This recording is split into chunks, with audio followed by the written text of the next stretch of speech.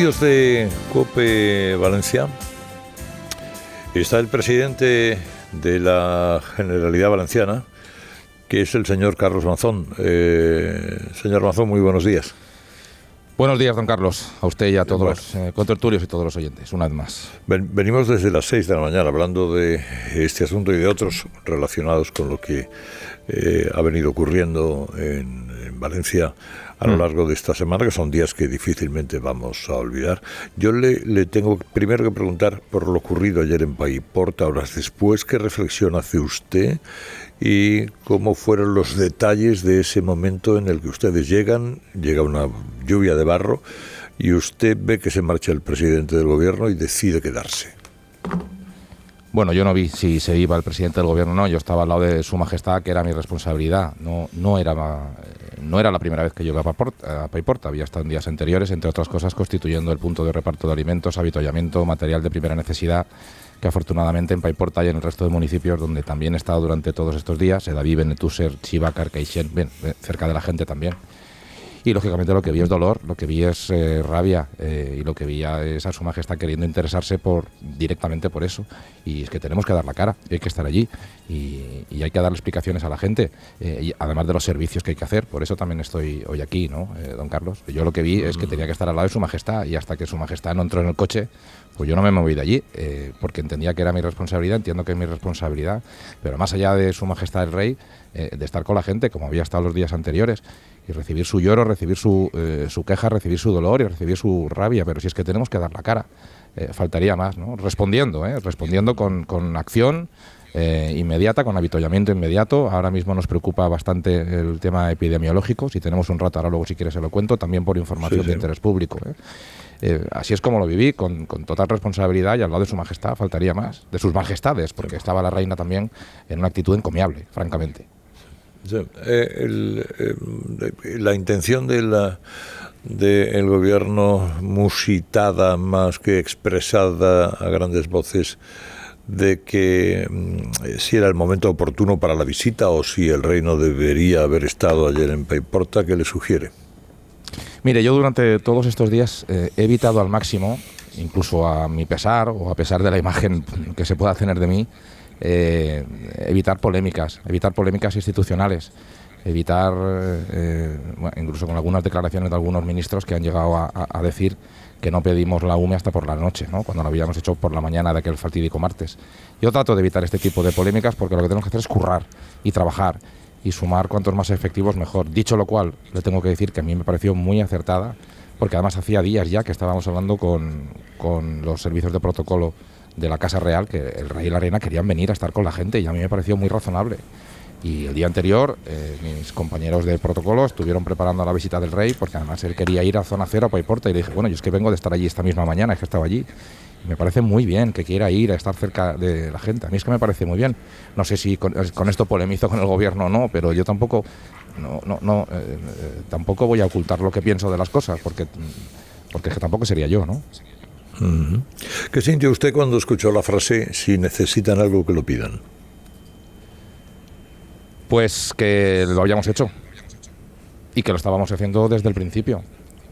Don Carlos, ¿cuántas veces cuando a las 15:21 del martes se activa la UME, a las 15:21 del martes, que yo creo que esto es importante recordar, cuando la propia Confederación del Ministerio había desactivado la alerta hidrológica, porque se desactivó hasta 3 veces a lo largo del día, a la 1, a las 2 y a las 4. A pesar de eso, activamos a la UME. Una vez activada la UME, que es una de las cosas que yo he escuchado estos días, y aprovecho para explicarme ahora también, ¿no?, porque, en fin, también un poco por moralmente no me parecía bien estar dedicando el tiempo a explicarme yo, o porque estábamos trabajando y estamos trabajando, o empezar a desmentir bulos y relatos, incluso algunas declaraciones o algunas versiones que sorprendentemente se dan. Una vez se activa la UME, desde ese martes a las 15:21, nadie necesita que ningún gobierno autonómico pida más refuerzos. Es el propio mando operativo de la UME que está desplegado, que si necesita más refuerzos, más material, sobre el momento llama a Torrejón y se incorporan. Porque si dependiera de la autoridad política el refuerzo inmediato de los operativos que están sería tan absurdo como que el jefe de bomberos provincial de Valencia necesitara que el presidente de la Diputación o el presidente de la Generalitat le dijera que las comandancias de bomberos de otras partes de la comarca se desplacen. ¿Usted se imagina al jefe de bomberos diciéndome a mí, ¿te parece que mande a los bomberos de Cullera? ¿Te parece que mande a los bomberos de otros o de Gandía? Es absolutamente absurdo, ¿no? Por tanto, claro que estaba pedida desde el principio el mayor nivel de despliegue necesario. Desde que a las 15:21 se está pedido, ¿cómo va a depender del presidente de la Generalitat que un día pida 500, otro día pida 600, otro día pida 1000? Bueno, nos veíamos obligados a decirlo también a través de los medios de comunicación, pero para explicárselo a la ciudadanía. Esto solo puede ratificar cualquier mando del ejército, ¿no? Y por tanto, cuando la UME es activada a las 15:21 de ese mismo día, antes de que se produjera la revolución meteorológica que venía a la noche, porque antes no ocurrió, aprovecho para trasladar un mensaje importante para todos los que quieran entender lo que ha ocurrido bien, que es que una cosa es la lluvia y otra cosa es la riada. La lluvia, ayer llovió en zona cero y no produjo los efectos que produjo la riada. Una cosa es que caiga lluvia y otra cosa es que a continuación eso provoque que a través de los ríos, de los barrancos, de los cauces, haya riada, haya torrentes, haya desplazamiento masivo de agua. A partir de ahí es cuando viene todo, no por la lluvia en sí. Esto es fundamental. Ahora, cuando usted me pregunta qué sintió cuando el gobierno, digo, si se necesita ayuda, que la pida. Está pedida desde las 15:21 toda la posible. Y son los mandos operativos militares los que lo van detectando. ¿Cómo va a depender que venga un soldado más, que venga un destacamento más de un político? Es imposible. Tendríamos los peores protocolos de actuación y la peor operativa y el peor sentido común de la historia. Esto es lo que le quiero decir. Intento, sin ánimo de polémica. En ese retrato tiene usted la sensación de que había cálculo político. Es decir, que se cueza Amazon en su salsa.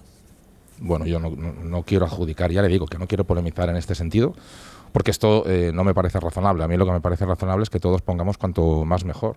Pero lo que sí que le quiero decir es que no hace falta ninguna consigna política para poner a disposición inmediata todo lo que ocurrió. Todos los destacamentos, todos, absolutamente todos, porque están activados de manera de oficio. Y los mandos operativos, los mandos técnicos trabajan de esa manera. ¿Cómo van a depender de que los políticos podamos hacer, ¿no? Otra cosa es la reflexión política. Ya le digo que a mí me parece importante que nosotros estemos actuando, como hemos restaurado en muy pocos días 57 centros de salud, como hemos puesto puntos de avituallamiento que están desbordados afortunadamente gracias a muchas colaboraciones de agua, enseres, alimentos, en todos los puntos ya. A todo esto nos estamos dedicando durante todos estos días muchísimos efectivos. Esto es fundamental. Entonces, claro, yo durante estos días, ¿cómo iba yo a empezar a desmentir bulos? Es verdad que lo veo necesario cada vez más, porque es verdad que la gente necesita, por un lado, la reacción, pero también es verdad que la gente necesita terminar de entender el porqué de algunas cosas, y por eso creo que también es importante que demos ese rato, quizá un poco tarde, yo lo sé, pero lo que estábamos era a lo que estábamos, ¿no? El pasado martes a media mañana usted entendió, no sé si porque le suministró la EMET esa información o la Confederación Hidrográfica del Júcar, que la evolución de la Dana iba a ser más positiva, es decir, se desplazaba hacia el norte y quizá hacia Cuenca, y lo escribió en un tuit. Después ese tuit se borró. ¿Qué pasó en esos momentos? ¿Qué información tenía usted? La que nos daba EMET. La que nos daba EMET. Nosotros a las 7:30 de la mañana, el 112, el órgano de control, 7:30 de la mañana ya puso en marcha el nivel rojo.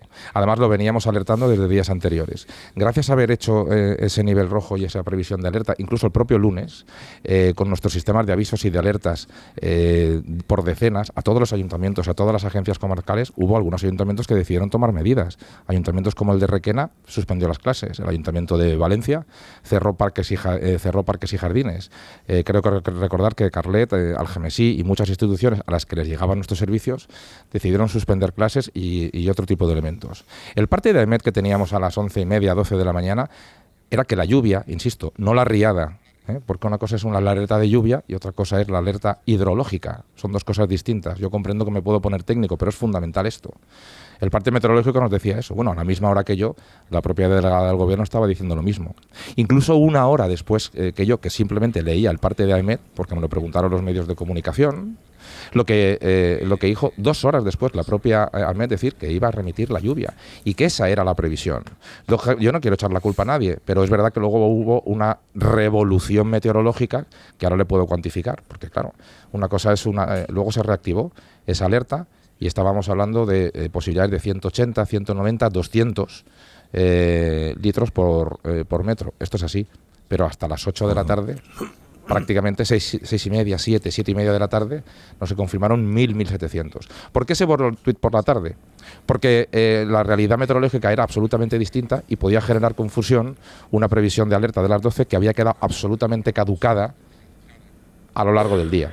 No por ninguna otra razón. Si alguien se mete en mi tuit y ve a las 6:30 o a las 7 de la tarde la previsión de AEMET, que yo fui un altavoz más, como el resto, el propio gobierno lo dijo también, y el propio AEMET, que es del gobierno, lo dijo también, hubiera podido generar confusión. Y para evitar esa confusión en 2 tuits seguidos, pues mis responsables de redes decidieron remitirlo. Yo sé que algunos han querido hacer leyenda con esto, pero era por tener la información meteorológica lo más actualizada posible, al menos desde mi tuit, ¿no?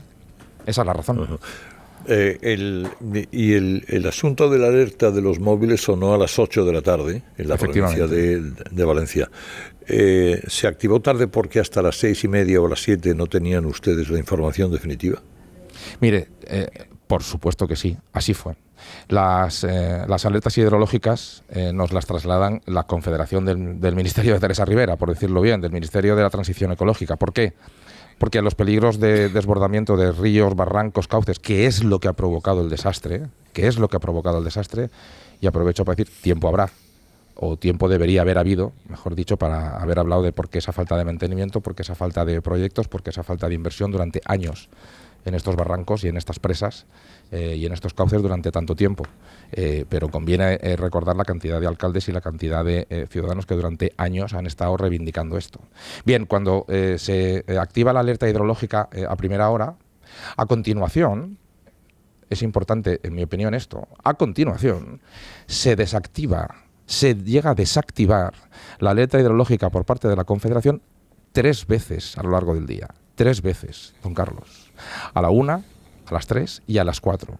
Y no es hasta las 7 menos cuarto de la tarde, después de 2 horas de no tener informaciones oficiales de la Confederación, a pesar de que en el centro de control hay un miembro de la Confederación, físicamente, aquí en Valencia, es cuando nos dicen, ojo, que todo ha cambiado y que ahora la previsión hidrológica es de hasta 1.700, desde 200 ahora son 1.700.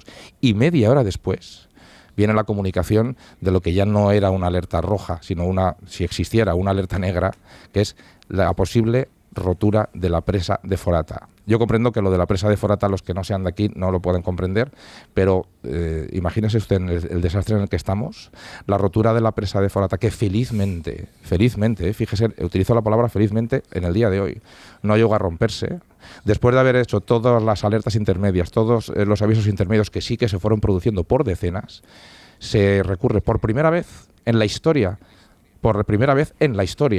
a utilizar ese servicio de SMS, porque jamás se había hecho, ante el peligro de que 1 hora después podía romperse la presa de Forata y tan solo media hora después de que se hubiera trasladado la alerta hidrológica y no antes. Por tanto, ese sistema concreto, que es complementario al resto de avisos, al resto de servicios, al resto de alertas intermedias, que durante días anteriores y durante todo el día se llega a hacer. Le voy a decir más.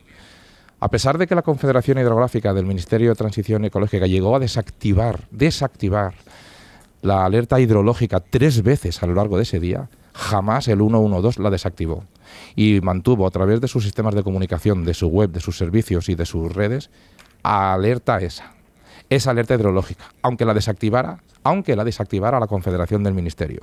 Esa es la razón por la que a las 15:21, independientemente incluso de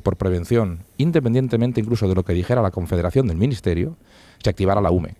Y por eso la UME pudo llegar por la noche al primer punto donde se tenían detectados los mayores litros, que fue Utiel y Requena.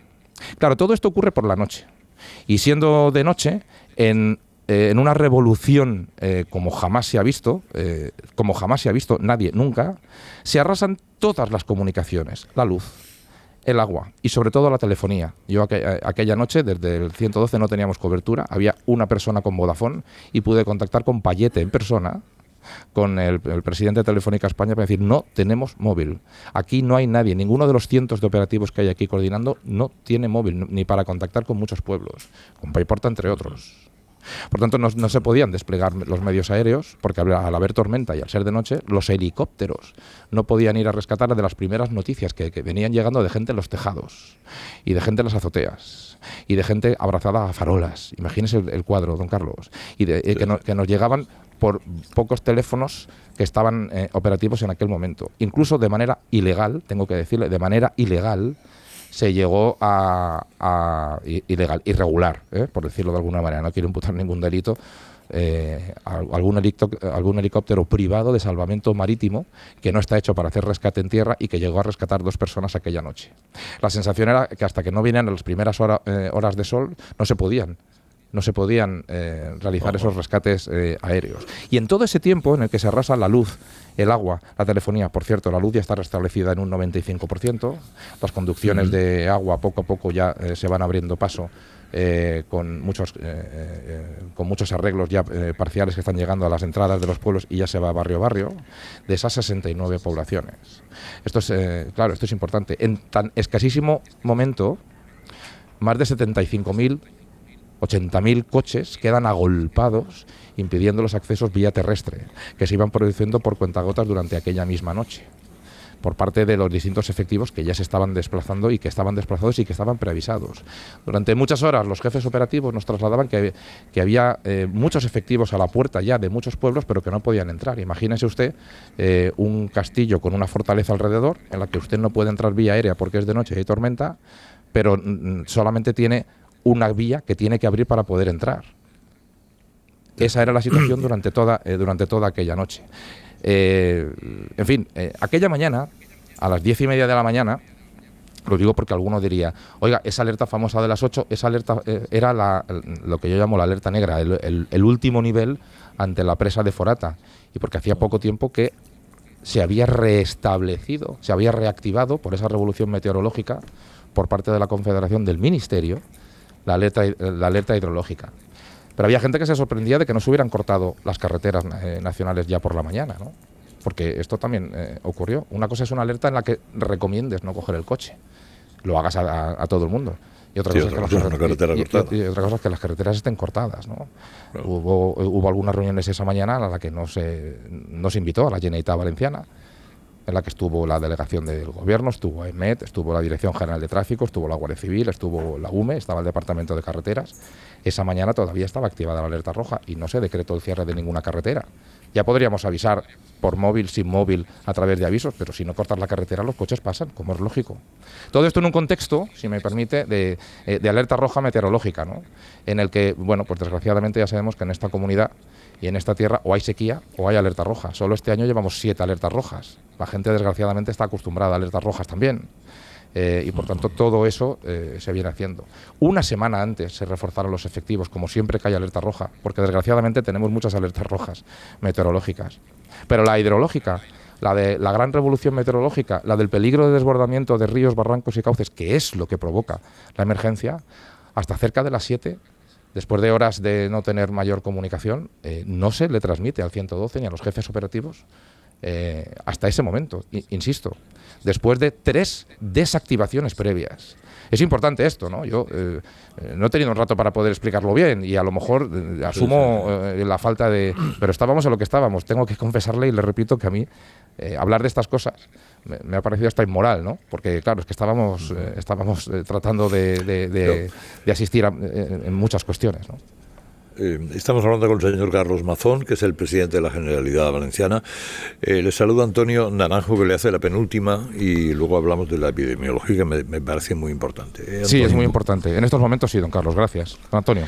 Sí, buenos días, señor presidente. Buenos días. Mire, la cadena de despropósitos y errores y olvidos del gobierno, al obviar, creo yo, la Estrategia Nacional de Seguridad Nacional, que ya lo diseñaba todo, cómo actuar antes y cómo actuar después de una catástrofe, A mí me parece casi dolosa, y creo que la ciudadanía también lo ha visto y lo ha entendido, y de ahí las protestas. Yo no quiero entrar ahí porque estamos ahora en trabajar, permítame. Sí, lo entiendo, es una afirmación mía, pero dígame, por su parte, señor Mazón, ¿en qué creen que se han equivocado también ustedes desde sus responsabilidades, que son las que son y tienen los límites que tienen? Bueno, desde luego en no explicar quizá bien y a tiempo a la gente el relato, ¿no? Es verdad que en tantos días sin cobertura, en tantos días sin telefonía, todavía hay que se están restableciendo, sin duda. Pero los elementos de prevención, los elementos de traslado, los elementos de preaviso de todos los efectivos disponibles, se ha hecho porque se hace siempre. Seguro que hemos cometido errores operativos, seguro que algunas de las decisiones han llegado o tarde o no han sido acertadas, seguro, pero yo le estoy trasladando cómo se vivió todo. En función de, en fin, todos estos argumentos están perfectamente documentados en toda la central de datos, don Antonio. Algunos me han preguntado, incluso me adelanto, a que me diga que si estado de alarma, que si elevar a nivel 3. Oiga, desde que, primero que no es el presidente de la Generalitat quien lo tiene que decretar. Claro. En su caso puede solicitarlo, en su caso, en función de todos los elementos operativos y técnicos que tiene a su alrededor, porque es que en el centro de control también está la Guardia Civil desde el principio, también está la UME desde las 15:20, está la delegación del gobierno. Nadie lo traslada en este sentido. Lo importante de la gran diferencia entre nivel 2 o nivel 3, en mi opinión, es que hubiera una mayor movilización, ¿no?, de efectivos. Pero es que eso, de facto, de hecho, desde que a mediodía se solicita la intervención del ejército, ya no se puede por decisión política movilizar más, porque eso de facto ya está puesto en marcha, ¿no? Entonces, pues esta es mi respuesta a su pregunta, don Antonio. Sí, sí. Y el problema, el miedo a algún tipo de epidemia, ¿está descartado? ¿O no está descartado. Hay que decir las cosas como son. Por eso, durante este tiempo y también paralelamente, hemos estado reactivando toda la disponibilidad hospitalaria. Se ha restablecido, no hay, quiero aprovechar para desmentir otro bulo, no hay colapso hospitalario de ninguna manera. Los 3 hospitales cercanos están perfectamente activos, con camas libres todos, y en muy poco tiempo, hasta 57 centros de salud, esto yo quiero agradecer a la Consejería de Sanidad de la Generalitat, hasta 57 centros de salud de todos los puntos y en todos los municipios hay puntos. Dicho lo cual, ¿hay riesgo de epidemia? Sí. Ahora lo que más nos preocupa es el posible tétanos. Entonces hay que ser preventivo. Se están realizando las primeras vacunas, sobre todo no solamente a los voluntarios, sino especialmente a los vecinos, los que están o bien en zonas húmedas o están cerca del lodo. Por tanto, dispensación de mascarillas, de guantes adecuados, está movilizado desde hace ya 48 horas para que a nadie le falten. Y es fundamental que activemos. Por eso hemos demandado, quien quiera que lo pida, por eso hemos demandado ya hace 48 horas al Ministerio de Sanidad el desplazamiento urgente para una evaluación express de riesgos epidemiológicos por parte de los mejores epidemiólogos de España a través del centro del gobierno. Pero aquí estamos tomando todas las medidas preventivas para que así sea. Es muy importante. Mire, yo ayer estaba en Paiporta al lado de Su Majestad el Rey y había chicos que me estaban diciendo de todo, lógicamente, porque había rabia, y yo no hacía más que decirle: la mascarilla. Tú dime lo que quieras, pero la mascarilla, los guantes, están llegando, los estamos trasladando bien, se los estamos desplazando a los bomberos forestales, a la UME, a los bomberos de la Diputación, a la Policía Nacional para que estén llegando bien. Estamos dispensando ese material junto con los alimentos y el agua, que no están faltando, afortunadamente. Entonces ahora mismo está a marchas forzadas. Ahora luego presentaremos una batería de medidas y una batería de consejos que llevamos ya 2 días transmitiéndolos a toda la población, incluso con mensajes masivos a todas las cartillas sanitarias de los cientos de miles de personas que tenemos adscritas sanitariamente, para que todos tengan muy claro cuáles son los consejos específicos con respecto a poder prevenir en principio el tétanos y algunas otras epidemias que pueden ocurrir. Estamos en esta prevención. Ni quiero ser alarmista. Muchas veces, claro, ¿cuál es el punto exacto de o ser alarmista o ser preventivo, ¿no? ¿Cuál es el volumen exacto del mensaje que hay que trasladar? Pues por si acaso prevención. Prevención en cualquier caso. ¿Es que No. eso es que tengamos aquí una epidemia? No. ¿Pero tenemos riesgo de que si no hacemos las cosas bien tengamos un nuevo problema? Sí. Y por tanto tenemos que ser responsables con esos consejos y con ese material ya preventivo para que todo el mundo lo tenga. Este es un resumen, es mucho más técnico, pero lo vamos a trasladar y lo estamos trasladando desde hace ya 48 horas a la población, don Carlos. Esto es, digamos, el update, el dato de en este momento. Yo se lo agradezco muchísimo. Y yo su difusión, porque es usted, importante. Que haya estado con nosotros esta mañana aquí en los estudios de COPE en Valencia. Señor Mazón, muchas gracias y a seguir trabajando. Don Carlos, mucho ánimo, porque hay mucho dolor, muchísimo dolor. Es mi gente, es la gente mía, es la gente nuestra la que está aquí, y hay que compatibilizarlo con la fuerza y también con la explicación, que poco a poco hay que explicarla también, porque la gente no solo merece nuestra ayuda inmediata, sino también nuestra explicación, y le agradezco la posibilidad de poder ir haciendo, lo que también es muy importante para que la gente entienda el porqué de todo. Gracias, señor Mazón, un fuerte abrazo. Un fuerte abrazo a todos, muchísimas gracias.